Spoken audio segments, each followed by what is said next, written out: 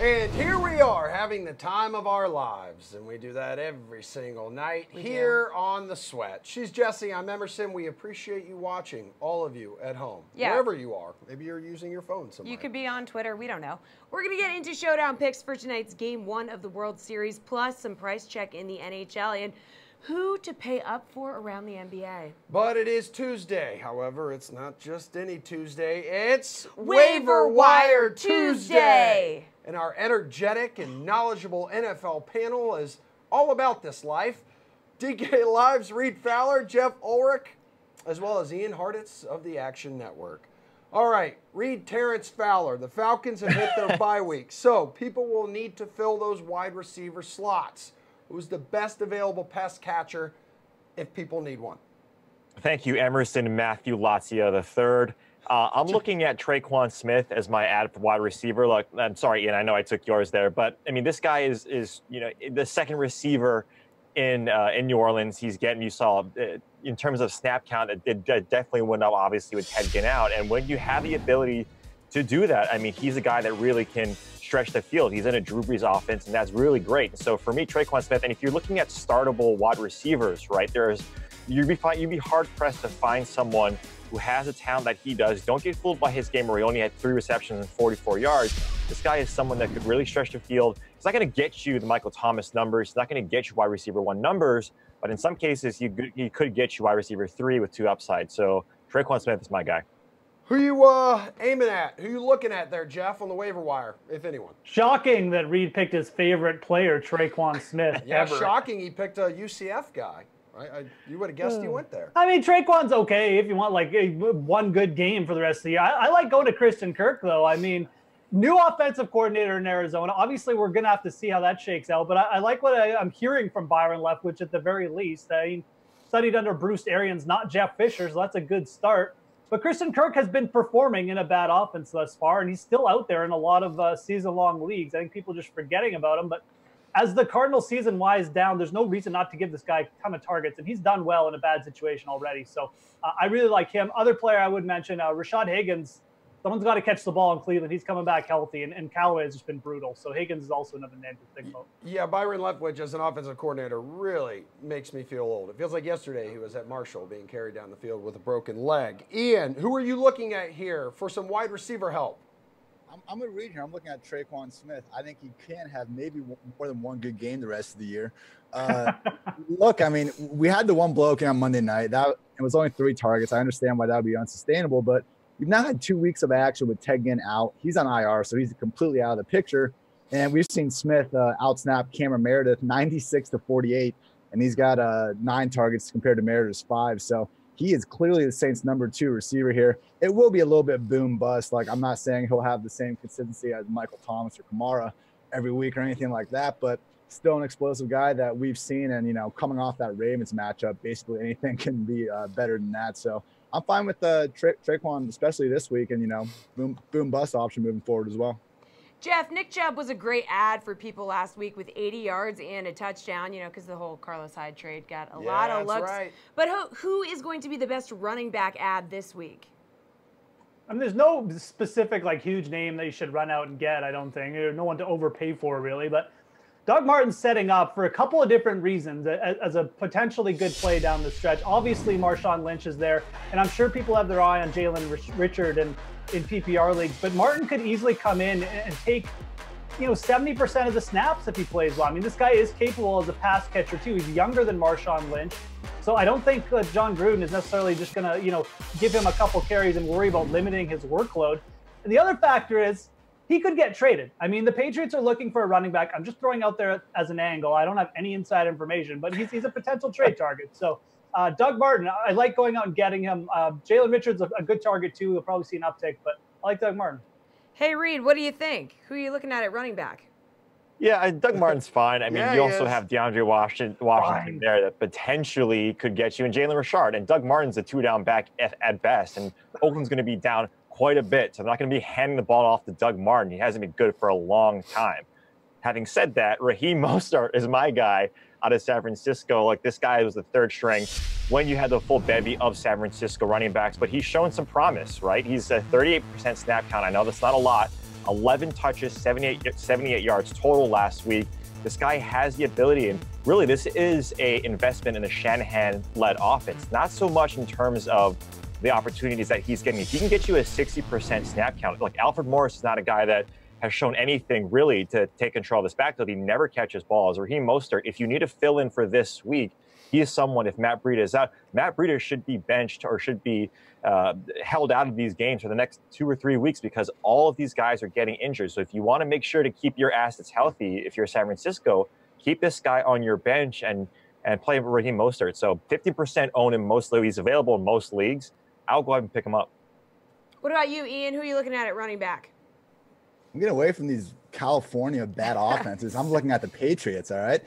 Look, Sony Michel sounds like he's not out long-term, but he will be out for, it's looking like this Monday night.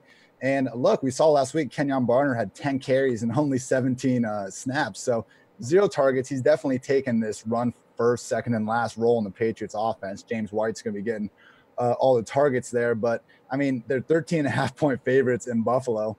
Definitely a game script that could go Barner's way where he's getting a bunch of carries.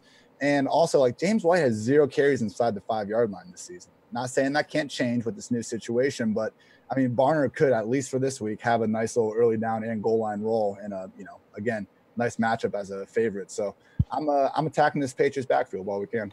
All right, Ian. Well, Detroit's Michael Roberts coming out of, well, nowhere last week. 48 receiving yards, 2 scores. How do you feel about crowning this dude the best waiver wire option at tight end this week? I mean, it's a pretty weak, I think, kind of waiver wire for tight ends, but I'm avoiding Michael Roberts. There's just a couple different guys in Detroit there. Luke Wilson's the starter. I mean, I don't think they schemed him those touchdowns or anything. They just kind of happened. But I'm looking at Chris Herndon for the New York Jets. Another guy that really isn't playing an overwhelming amount of snaps, but he is a guy where we've heard Jets beat writers since the preseason talking him up, and he does seem to be a part of this offense. First week without any Quincy Enunwa. Obviously, Jermaine Kearse burned everyone in cash games and all that.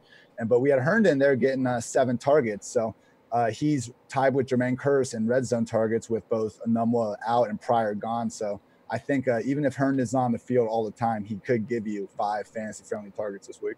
Jeff, Michael Roberts has scored on 3 of his 4 targets this season. What a machine. Yeah, it's amazing. I mean, Detroit only has 5 tight ends, so you know that'll keep up. No, you can't use Michael Roberts this week. I mean, look, if you're searching for a tight end still, or you're on a bye week or injury, you just forgot to draft a tight end, you might as well go big, and you might as well go Dallas Goedert, who we've already seen can spike a couple times, even with Zach Ertz in the lineup. The other reason I like Goedert is you can stash him, and if you have room, if Ertz ever got hurt, Dallas Goedert would be an absolute beast in that offense. So, Carson Wentz just loves throwing the tight ends. So a couple different reasons to think about Goedert. Obviously, it's thin position. We have a ton of names to talk about. But, if you're stashing or if you're in a real emergency and you need a big upside spot, Dallas Goedert, I like it.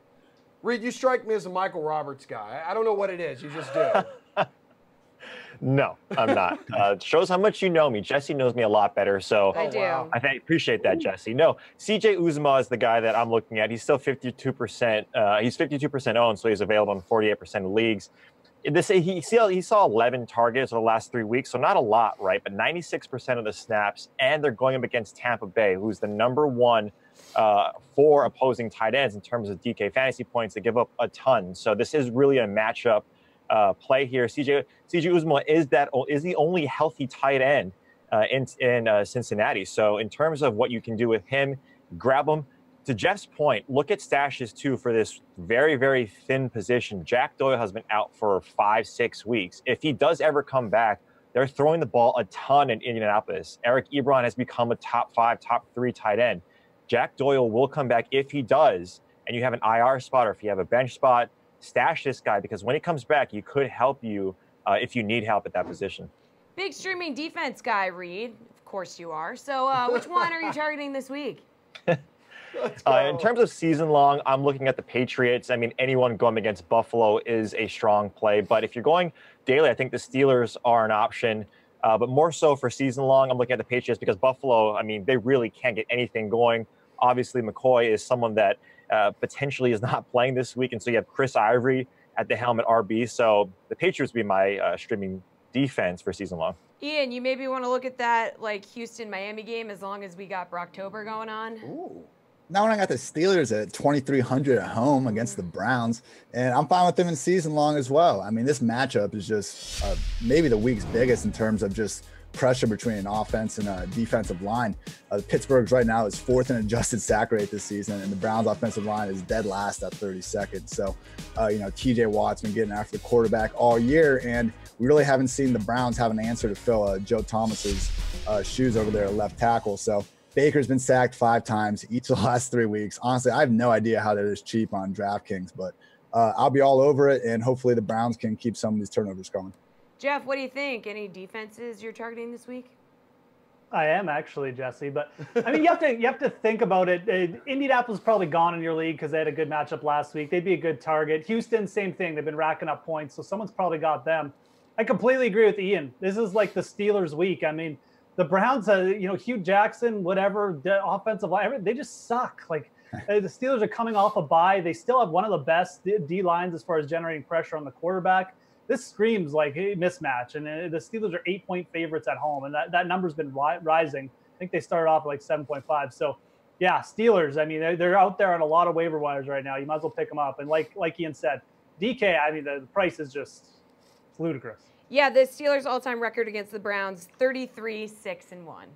Okay. That sounds about right. Yeah. All right, need you guys back here in 10 minutes for some NFL spin move. Until then, we'll chase or fade some World Series storylines after this. Tyler Sullivan here with your DraftKings Fantasy Flash. The Jaguars make Blake Bortles ride the pine during Sunday's loss to the Texans, but that benching was short-lived. Head coach Doug Marrone announced on Monday that Bortles will be the starter heading into their Week 8 matchup with the Eagles in London. And while that's good news for Blake Bortles, the QB will reportedly be on a short leash during this showdown. Luckily for Bortles, he has an unreal track record across the pond. In his last 3 seasons, Bortles is 3-0 in London while throwing 8 touchdowns to just 1 interception, with his Jaguars averaging 36 points a game in those contests. If he continues to play at that level in London, Bortles will have to worry about being benched again and will actually be pretty strong DFS play at just 4,700 for the Thursday through Monday slate. If the pessimist in you is banking on Bortles hitting the bench once again, newbie Carlos Hyde at 4,100 could be a decent play. The back was acquired by Jacksonville last week, and with Jamal Charles released, Fournette still out, and TJ Yeldon dealing with a minor ankle injury, there could be some solid opportunity there for him against Philly's run defense that allows 4.5 yards per carry this season.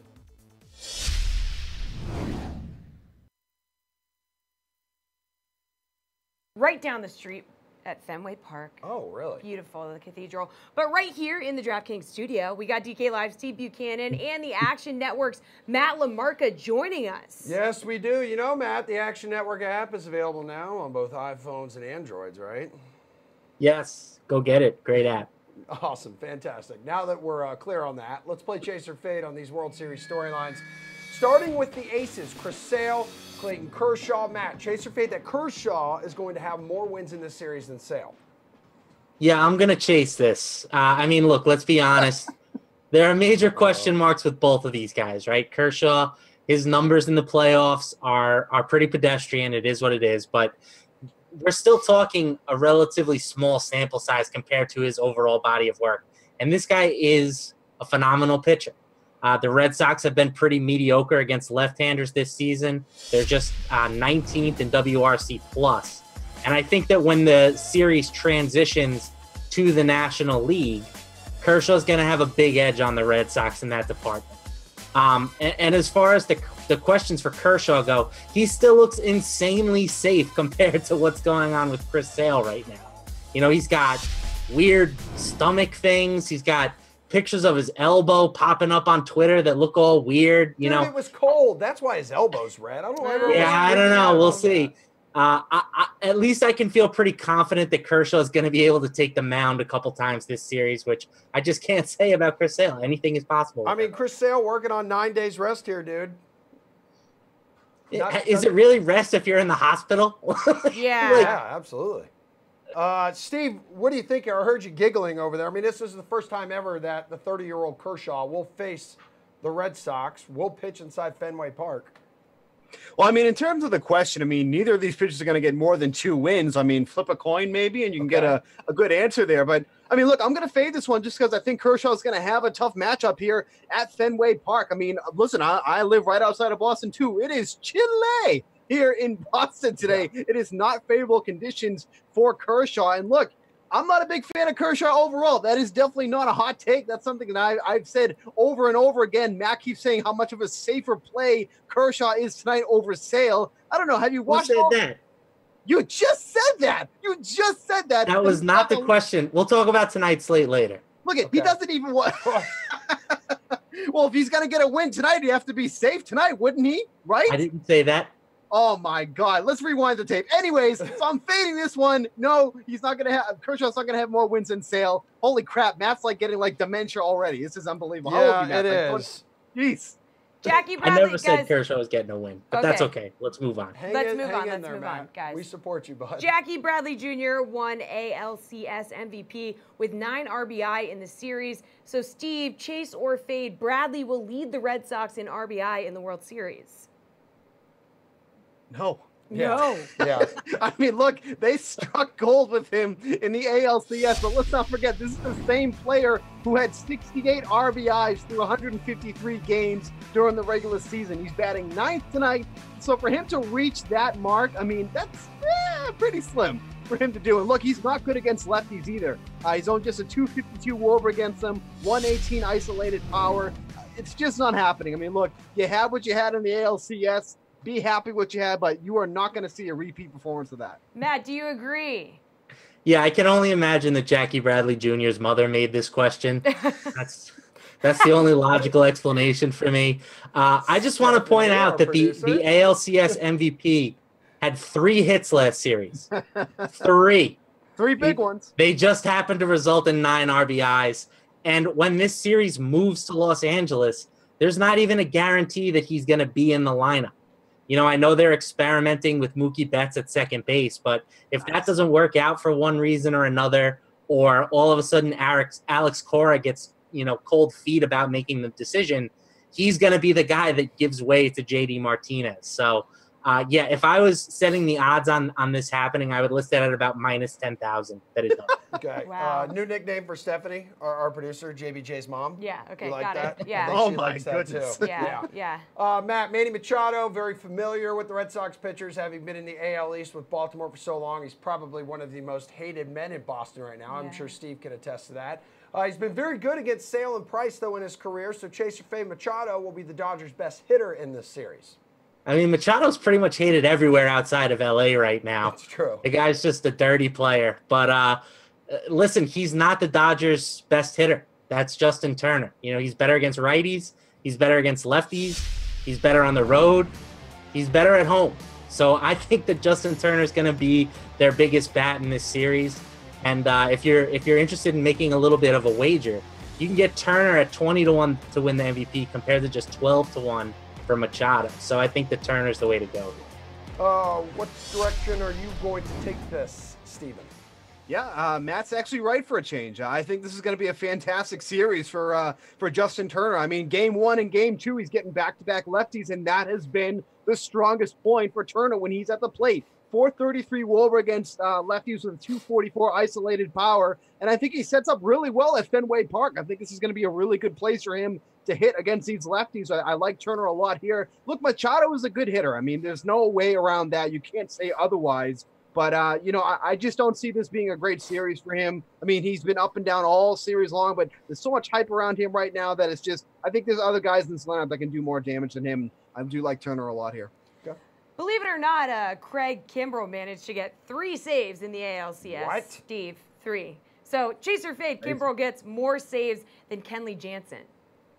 I mean, I don't care that he had a scoreless inning to end the ALCS. He has just not looked good at all. He looks like a pile of non-word that I can use here right now. I mean, he's made 5 appearances in the postseason, has allowed 5 runs on 6 hits with an 8-to-6 K to walk ratio. Just like the Yankees and the Astros, this is not going to be an easy team to get saves against. I just can't get on board with Kimbrell getting more saves here. And for the sake of Red Sox fans, let's just hope every game's like 10-2, 12-4, so we don't even have to see Kimbrell. You know what you can do? He can open up the bullpen for another reliever to come in because he can just sit down. Matt, do you have the same lack of confidence in Kimbrel as Steve does? I have a little more confidence than Steve, but clearly not as much confidence as Alex Cora. There's nothing that he can do at this point, Kimbrel, that is, to lose this job. You know, there's been a rumor that he was tipping his pitches, and he's figured that out at this point. We'll see if that makes a difference, but I think you have to side with Kenley Jansen here. He hasn't allowed a run yet in the postseason. He's been just super lights out. The only concern is that the Dodgers are the underdogs in this series, so Kimbrel could have more opportunities, but I just don't trust him to get the job done right now. He was tipping them more than the Titanic. Yeah. Oh, and nice the Titanic one, really Steven. did tip, just so everyone knows. I don't know if you guys know that story. Okay. Thank you, Jesse. You're welcome. Fun All fact. right, thank you, guys. We'll have you back on a little later for a more World Series talk. We're getting set for NFL Spin Move, but first, here's Pat Mayo with some golf talk. Yeah, that's happening right now. Golf. The past few winners that we've seen have been sort of the cream of the crop. You're not seeing a whole lot of scrub winners. It is a WGC, but it doesn't have the same sort of standards as the other WGCs. You get a lot of Asian Tour players in the field, some just local Chinese, well, not necessarily local Chinese players, but Chinese players who wouldn't be sniffing any other sort of WGC. So when we think about it, you have a 78-man field. There's no cut for this event. Primarily looking at it, like when you start digging below the $7,000 range here, there's almost nobody outside of like Matt Wallace. So do you take more of a balanced approach, or do you really try to get access to those top guys like Dustin and Rose and Brooks? I like the stars and scrubs this week. I think there are a few hidden gems in that 6K range. What's interesting, I always look back at the data from previous years. And what's interesting is the price structure is different this year. Last year for this same event, the lowest price was $6,900, and this year it's $6,000. So those scrub players who we're talking about are now $6,000 this year, as opposed to last year when they were about $6,900 and $7,000. So there's a lot more options, and I kind of like some of the options in the high sixes and low sevens. So that allows us to go get pretty much anybody we want in that top tier, and you could even conceivably stack a couple of them on the same roster. Looking at the historical numbers and who's winning this event and who's finishing top 5, it's a lot of those top 8 guys up there. So I would have a hard time avoiding all of them and just going a strictly balanced approach and staying in that 8K range this week. When you tackle these no-cut events with limited fields, are you always one to leave some money on the table if you don't, especially if you do a stars and scrubs build, because I figure that most people will, that leaving like 400, 500, 600, even a bit more on the table is the way to go? I do a little bit of that, but I don't go too overboard. Usually you'll have a unique lineup if you're just careful with your aggregate ownership and make sure you have a contrarian guy or two on each team, no matter how chalky the rest of your team is. Usually that'll separate you from the field, but I have no problem leaving 200, 300, 400 on the table as well. I do want to let everyone know that if you smash the like button, which you should always be doing, then leave your DraftKings handle in the comment section if you want to get into a draw for 20 DK dollars, which I'll announce on next week's golf show. Give me your 2 favorite plays in the $6,000 area for the WGC HSBC champions this week. Last week's winner was James 7187, so 20 DK dollars should be popping into your account sometime soon, whether it be today, whether it's already in there, or in a few days' time. I can't guarantee when it goes in because these things are fickle. I don't have absolute control about it. I send off the names and eventually they get back to me. That's how you do it. Smash the like button, leave your handle and your 2 favorite plays in the $6,000 area. So if we go to the very top of the pricing this week, I even limited down my key stats to basically par 5 scoring, ball striking, and birdies gained or better against the field. Like Dustin comes in number 1, he's above 11,000. Rose is above 11,000. Brooks is above 11,000. Do we try to cram 2 of them in there? Is that even possible, or do you have a preference between them? Yeah, I think it's very possible. I'm having a hard time selecting one of them. The difference between them is just so razor thin. Those exact stats, I have a strong weighting in my model that I manipulated this week on our website. And they're all very close, and you can make a strong argument for any one of them. If you're looking to be contrarian with ownership, I'm not sure you're going to be able to do it because all of these guys should be kind of bunched. I don't see any 1 or 2 of them really standing apart from the others in ownership this week. So I think you just got to take a strong stance on whichever you feel strongest with in this range. And they all have good tournament history here pretty much. They all fit statistically. They're all in pretty good form. So it's pretty tight. It's a tough decision. It is. Even looking back at last year, Rose staged that improbable comeback from 8 strokes down to win by 2 over Dustin and Brooks. And when I rated out the modeling, whether it was past 24 rounds, past 50 rounds, past 2 years, number 1, 2, and 3 in the stat modeling is Dustin Johnson, Justin Rose, Brooks Koepka. So, right. like, is it a situation where you just try to take like 33% of each of them and just hope that's, if you can try to get them into the same lineup, that would be great. But just, I'm finding it difficult too to really stand firm on one that I don't know if I can do it. I am too. It depends on how many lineups you're building. If you're building 20 lineups, I wouldn't do that because it's just not giving you enough exposure to any of them. I think you should make a stand. If you're making 100 or 150 lineups and maxing out like the $5 or something, I think that is a viable option. You could do that with those top 4 guys. All right, it's that time in the show when we reintroduce our football panel. Reed Fowler, Jeff Ulrich of DK Live, Ian Hartitz of the Action Network. Welcome back. Thanks for all you do for us here on The Sweat. Let's put a fantasy spin on today's biggest NFL headlines, starting with the Giants, who didn't put up real-life points last night, but they were just fine in the fantasy department.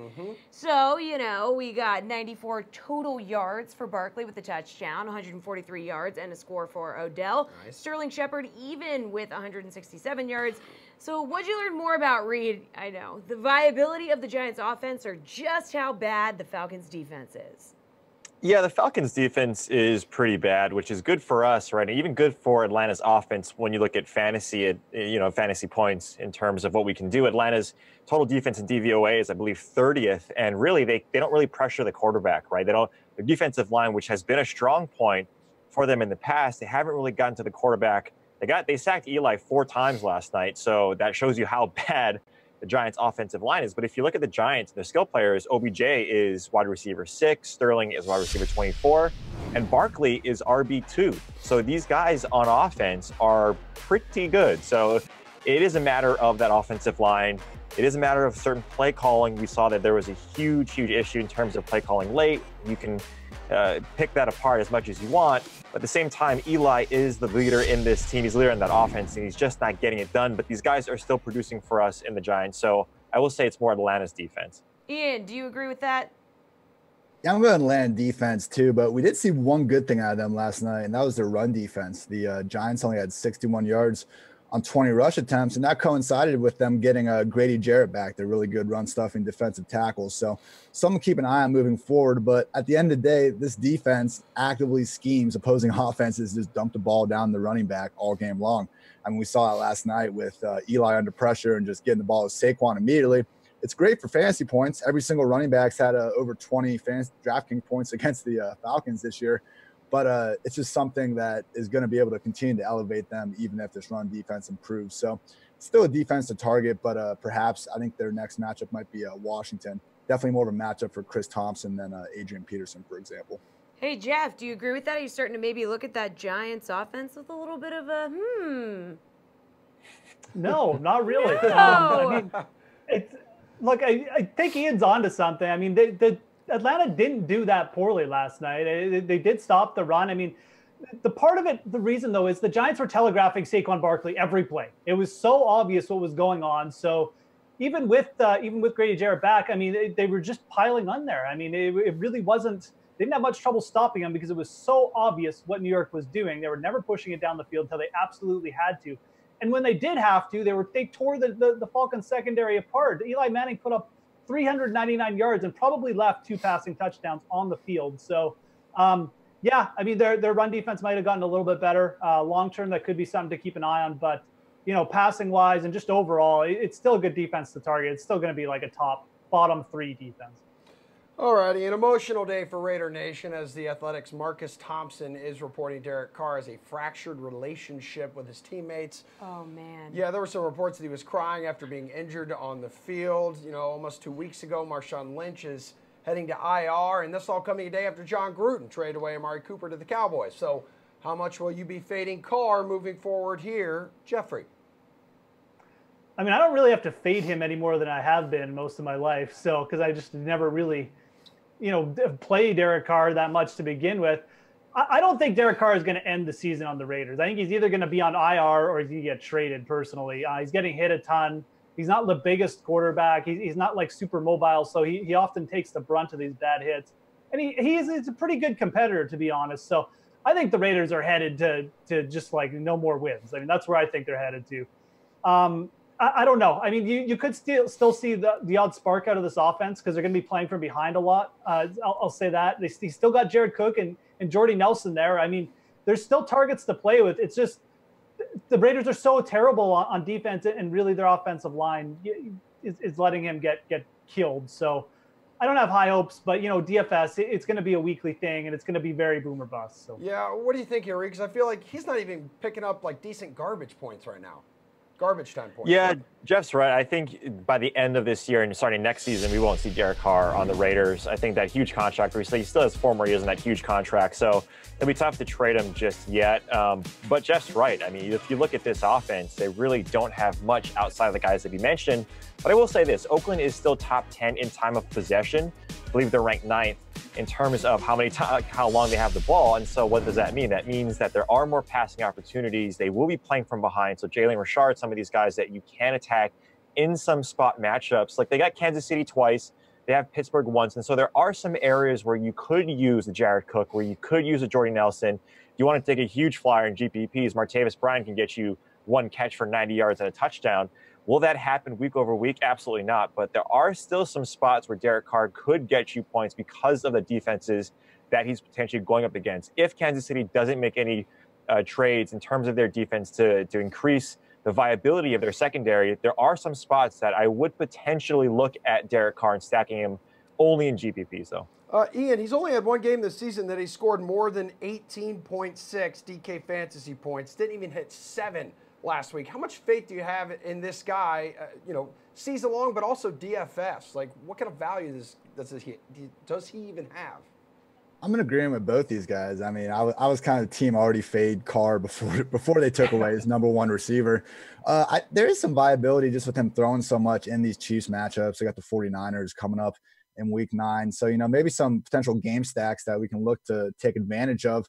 But on a week-to-week basis, I mean, you just don't want to be too heavily invested in this bad of an offense. The one thing we can, I think, take advantage of is just knowing that Derek Carr is a quarterback who, at the first sign of pressure, he's just getting the ball out of his hands. So it won't feel great maybe making your lineups, but I think the likes of Jared Cook and Jalen Richard are just going to continue to see a bunch of these targets, even with, the new-look receiving and running back crew moving forward. So not a big consistency play, but weirder things have happened.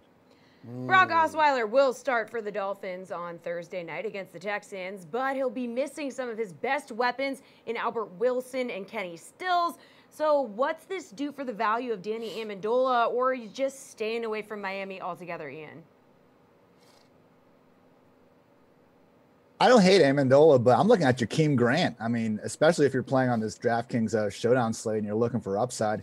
I mean, that's the guy in the Miami offense that can really replace Wilson's ability after the catch. I mean, truly one of the fastest guys in the league. Yes, he's 5'6". I mean, that's the reason why he hasn't been on the field more often, but played a season high 48 snaps last week. He's got 4 receiving touchdowns on only 29 catches over the last 2 years. If you are going to play that showdown slate, make sure to pair him with the Dolphins defense special teams, because he returns kicks and punts. But yeah, I'm more always looking upside, so I'll take Jakeem Grant over a guy like Amendola. Jeff, any interest in Amendola, or are you just going to stay away from Miami?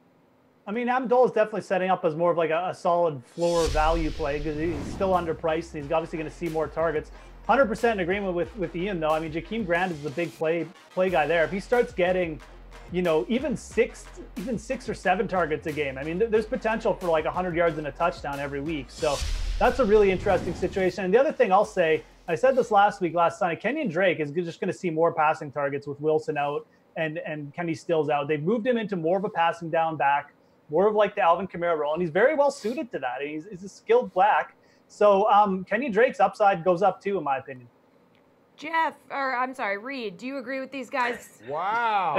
Jeff's my favorite, so I always Sorry, I always say Jeff's name. Wow. They look the I know, exact it's a same. little distracting, though. I think Jeff's got a little bromance with Ian there. Ian's just hitting all the points. He never Wait, agrees. wait, Rosalie. You sound a little PB and jealous there, Reed. I am a little jealous, Jeff. I think we're going to talk off air. No, not slate approved. So, again, I agree with these guys. In terms of the showdown, yeah, absolutely. Attack Jakeem Grant. That's what you want in a showdown, right? You want these guys who are in that middle tier that have a huge upside, right? In terms of not having to pay up for these top guys in the showdown mode. So I completely agree with Jakeem Grant. Season long, yeah, Amendola is fine. 23% target share over the last couple of weeks. And so he is Brock Osweiler's #1 guy. But there is still someone out there for season long in Devontae Parker, who's not someone that you should be potentially rostering a long time, but his name has been thrown around in some trade rumors. And if a change of scenery could potentially help this guy, maybe it's Philadelphia, maybe it's somewhere else. If you have the roster spot, stash Devontae Parker, because we have seen him pop in some opportunities. And Brock Osweiler in Denver and other places, he's shown to really key in on a #1 receiver. And if that's Devontae Parker, potentially some upside. We haven't seen it yet, but just take a look. All right, good news for the Packers as Geronimo Allison and Randall Cobb practiced today after each missing a couple games. So facing the Rams this week, how much more do you like Aaron Rodgers, thinking he's going to have a couple of his targets back and healthy? Go ahead, Reed. As much as Emerson likes Rufus, his dog, I love him. I mean, absolutely. I mean, You talk about Geronimo Allison, who is the #2 receiver in that offense. And look, you already liked Aaron Rodgers to begin with in this high scoring or this high implied game total against the Rams on Monday night. But Geronimo Allison is that #2 guy. Marquez Scantling is someone that you still see that potentially could get maybe Randall Cobb's targets. But, Aaron Rodgers is someone that I'm playing week in and week out and season long. And in terms of DraftKings, yeah, absolutely. The one person that I would potentially look at, or the one thing that I would potentially mention, is that Rodgers, in terms of a 30 DK fantasy point outing, might go under just a little bit. He's done it 6 times in his career, 5 times at home and once on the road. So I think he gets you in that 25 to 30 range, which is, pretty good. Jeff, do you love Aaron Rodgers this week as much as I love my dog Rufus? I love Aaron Rodgers every week. I mean, but you have to really love him this week. I think with Randall Cobb and Geronimo Allison back, it just adds to the likelihood that the Packers are going to be able to keep up with the Rams for a longer period of time in this game and just make it into more of a shootout. And less likely that we'll see what happened last week where the Rams just put their throat on the 49ers after two halves or 2 quarters and it was done, right? So I think a healthy Aaron Rodgers off the bye with Allison and Cobb back. Yeah, I got high hopes for this game. And I disagree with Reed. I think he's going over 30 points. I think this is going to be a real big-time shoot. I think Aaron Rodgers going up against, the top team in the league. These are the type of matchups he really gets up for. So I'm expecting big things. Ian, do you love Rufus as much as Reed loves Aaron Rodgers this week? Rufus, top-notch dog any day of the week. Look, Yeah, Aaron Rodgers is Aaron Rodgers. He's thrown for over 400 yards, multiple touchdowns last 2 weeks without these guys. I think Devontae Adams is really the only true difference maker kind of in these Packers skill position players at this point. I think it's interesting to have this uncertainty around these Packers receivers, though. I mean, Randall Cobb's a guy where we had some preseason trade rumors. He was playing really bad before his hamstring injury, so I haven't seen him. And meanwhile, Marquez Valdes-Scantling has really brought a new dimension in this offense, and he's been lining up almost exclusively in the slot. So I'm pretty interested in MVS and DVS and DFS, trying to too many acronyms there. Just trying to get some value to potentially under-own situation that does have all this upside the guys are talking about. So worried about Cobb moving forward, but the offense should be just fine. You didn't even say ESB. We're just going to have you guys say them all at once really fast. All right, thanks, guys. We're going to That's it. You guys are done. We're done you're with football done. now. Yeah, we're price checking. Yeah, you can leave. Great. All right, Grand. I'll miss you, Jeff. All right, we're price checking on the ice with our hockey dudes next. Carolyn Azak in with your DraftKings Fantasy Flash. Le'Veon Bell has been holding out all year. Yep, the Steelers running back is still a no-show ahead of Week 8. So fantasy owners, is it time to move on? We thought we would see him back in the Steelers facility since he said his plans were to make a return for Week 7 and 8. But yeah, there is still no sight of the disgruntled running back. He has to return by Week 10 or he will not be eligible for free agency this offseason. Bell is missing games, making his health a priority for a long-term contract in Pittsburgh or elsewhere. So, If you're looking good in your league at this point, hold on to him. But if you're fighting for a spot, it could be time to make a move that can help you now. We'll just have to wait and see if Le'Veon is suited up in his Steelers gear at any point this season, but Pittsburgh may have a tough decision to make come next Tuesday's trade deadline. Throwing the sweat on ice with our NHL panel right now. Hello to Sean Newsham and Joe Holka of the Action Network. It's good to see both of you gentlemen. All right, let's play a little price check, shall we? Connor McDavid is the top centerman on the board tonight at $7,900. How do you feel about this price against the Penguins, Joe?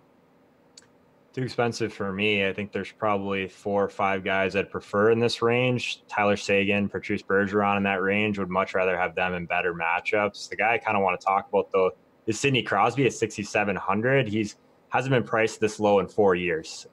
So it's pretty crazy. Him at $6,700. Would much rather get the savings and play him in the same game. Hey, Sean, you feel the same way? Just too much to pay for McDavid at $7,900?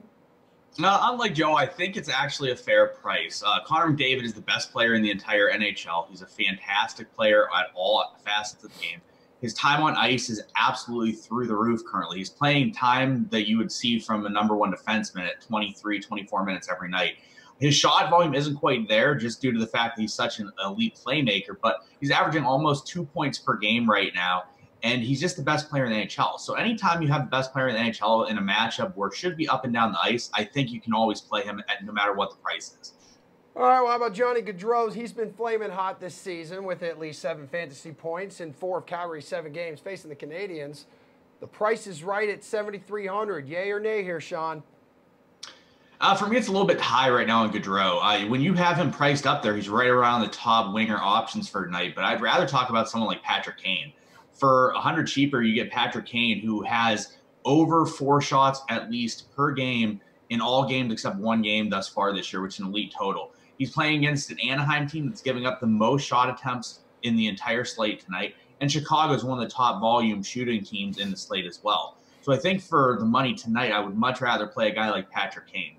All right, well, Joe, I mean, Pasta's the only winger who's more expensive on tonight's slate. Who do you like? Yeah, I totally agree with Sean. There's no chance I'm paying $7,300 for Gaudreau when I've got Patrick Kane at $7,200. For all the same reasons Sean stated, the Ducks give up a ton of shots. So Kane in particular, 4.6 shots per game over the past month, 99th percentile. And he's also 97th on the power play as well. Gaudreau, somewhat close to those numbers, but it's a worse matchup. I think I'd rather just roll Kane in that range. Okay. All right, let's look at defensemen. Keith Yandle's price continues to increase since the season opener from $4,300 to just south of $6,000 for tonight against the Rangers. So how does this price sit with you, Joe?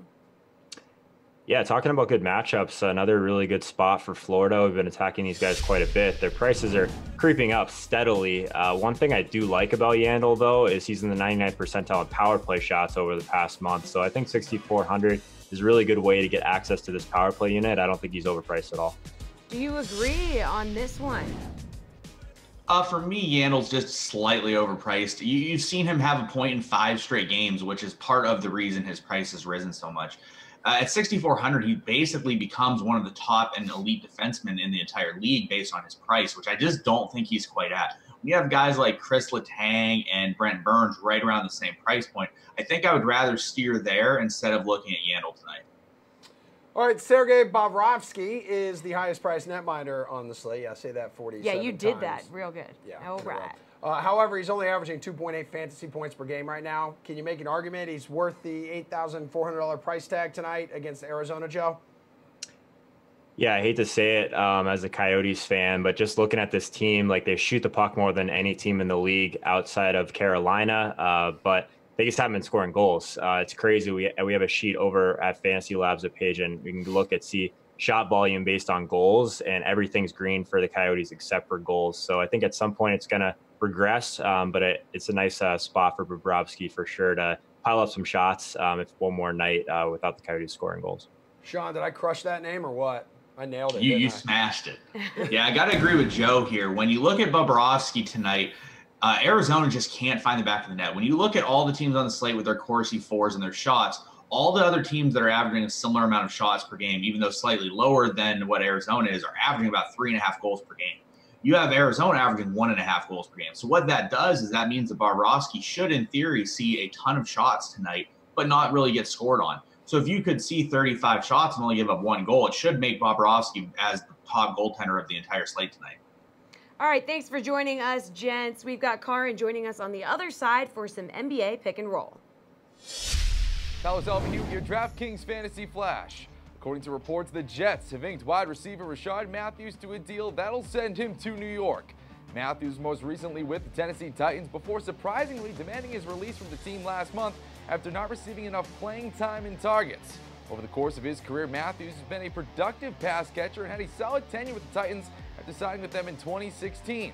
That season, he went for 945 yards through the air, while last year was able to haul in nearly 800 yards receiving. In 3 games played for the Titans this season, however, Matthews caught just 3 passes for 11 yards, so not exactly an impact performance when looking at him from a DFS perspective. Probably safe to stay away from Matthews as he gets accustomed to the offense over the next week or two. Not wanting to place him in lineups, but New York could certainly use a guy of his caliber.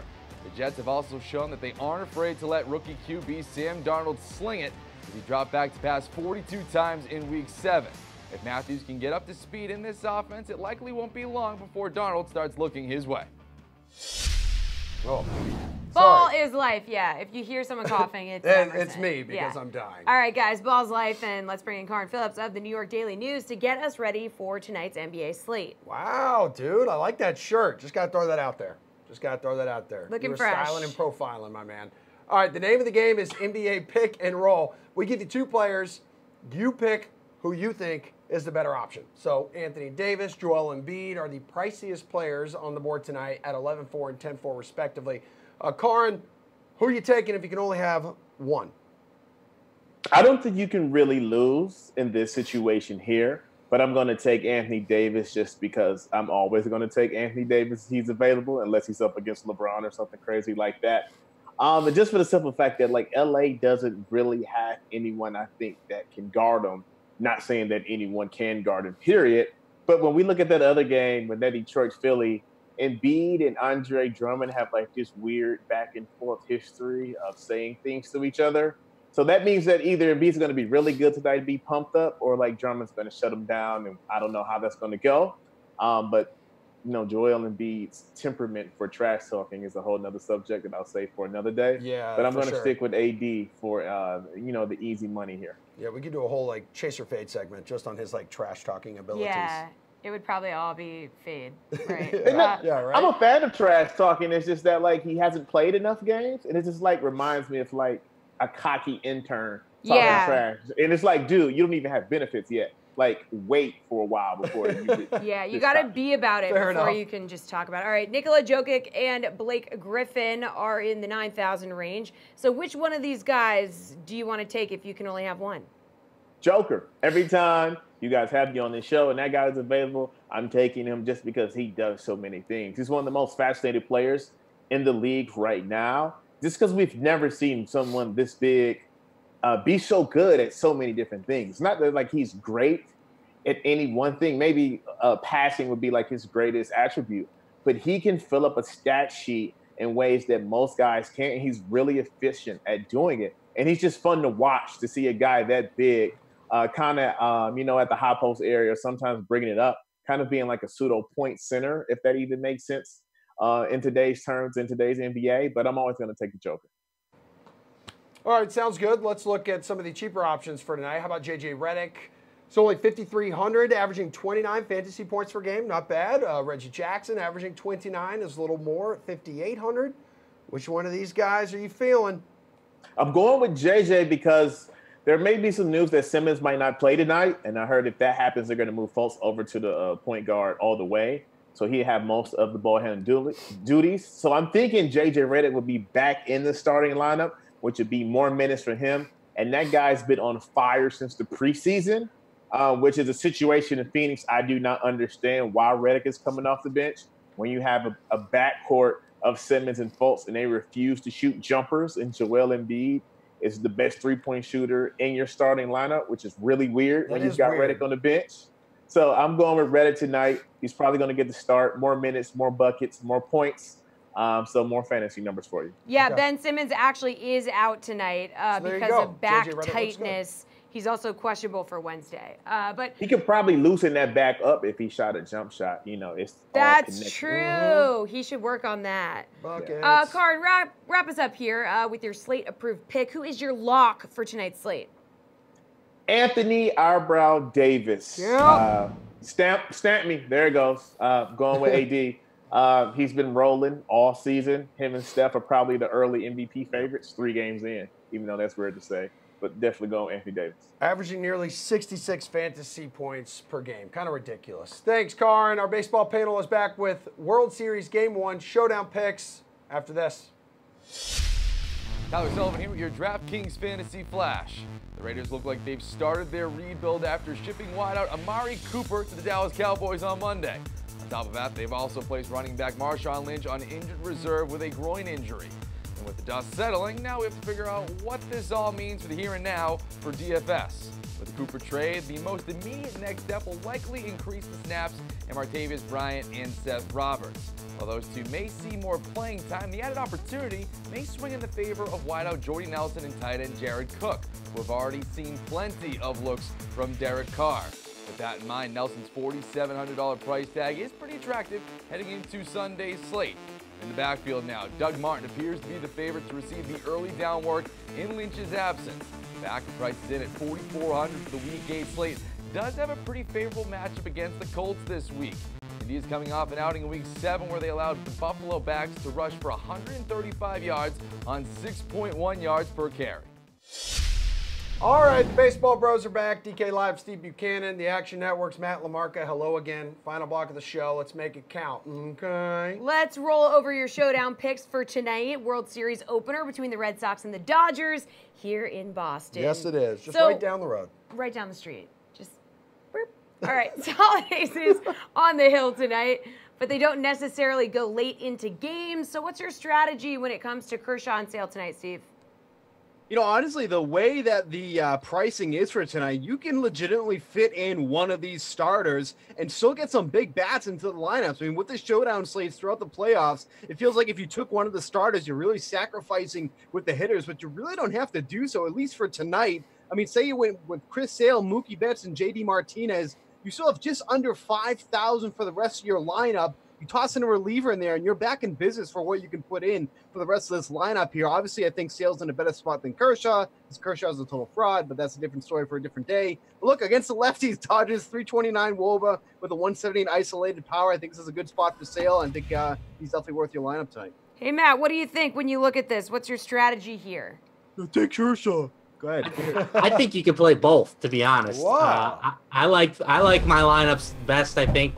Putting both of those guys in, if I could only have one, I will take Clayton Kershaw.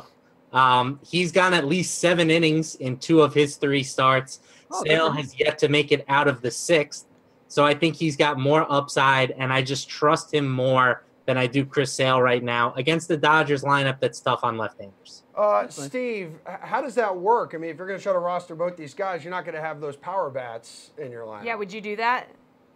No, that's why Matt doesn't win much money. Okay, all right, fair enough. Well, let's see what Matt feels about this question. Which relievers do you like, Matt? And let's see how Steve disagrees with you.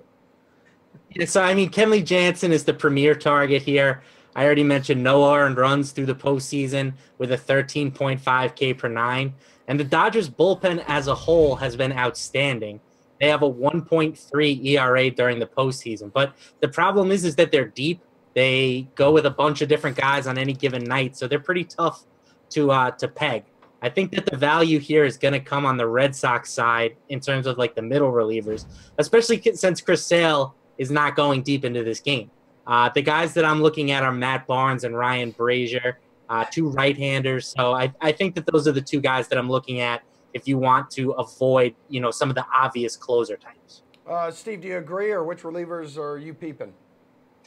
Brazier is someone I definitely had down. He's only $2,400. He's quietly been the savior for the Red Sox bullpen because they've just been so atrocious during the regular season. They've straightened it out somewhat in the postseason, But, he usually doesn't exceed an inning of work, but he's still averaging 7 DK fantasy points throughout the postseason in 7 appearances. And they've leaned on him a lot in tough situations, and he's come through. Another one I want to throw out there, I'm not as confident that he'll get into this game, but, Alex Wood, he seemed to have got the trust of the Dodgers. We saw him a lot during the Brewers series. He's a cheap option that can help you fit in some of the bats. But again, there's no guarantee that he's going to get into the game, and that's the problem with those relievers. When Chris Sale throws his complete game shutout tonight, obviously if you look at any Red Sox relievers, they're not going to get in the game. But those, as Matt says a lot, these are the guys that are going to give you the edge in these lineups because everybody's focusing on the normal guys, the power bats, the closers. So trying to mix it up with some of these middle relievers is definitely a way to do it to give you an edge. That sounded like a compliment to me. Calm down. Oh, calm down. All right. Mookie Betts and JD Martinez are the highest priced offensive players tonight. If you can only have one, who do you like, or do you find a way to roster both, Steve?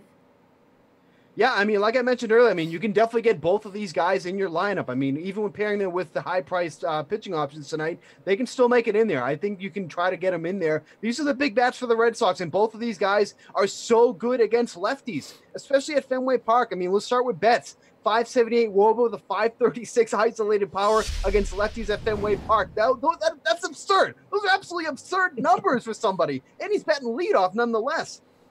Then, of course, we have JD Martinez, 440 WOBA, the 344 isolated power against lefties at home. Look, they don't have a ton of power, home run wise against lefties, but they just use so much damage in that lineup that you can fit both of them in. Trust me, you can still do it. So I'd take both of them. Hey, Matt, do you agree? Is that going to be the play to try to get them both?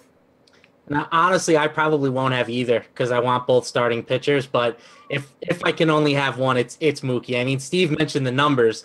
They're just absurd. Like he kills lefties at home. Now, granted, Kershaw's not a typical lefty. I know Steve called him a fraud with his career ERA of like 2.5 somehow. But, if you want to target the fraudulent Clayton Kershaw, then Mookie is probably the way to do it. Fraudulent. Yeah, that's a big word for this show. Yeah. All right. Especially for him, a New Jersey guy. Yeah. Don't you dare. Very true. New York is nothing like New Jersey. Yeah, okay. Don't you dare. Yasiel Puig, guys, had a huge homer in Game 7 of the NLCS for LA. Tonight, only 6K. Is he a must-play, you think, Matt?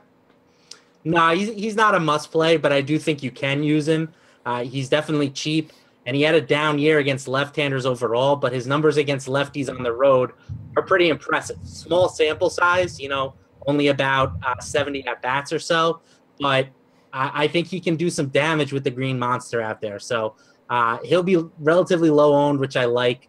I think you can definitely use him, but certainly not a must-play. Steve, because if you're going to try to put one of those pitchers in there and then Betts and Martinez, can you squeeze him in?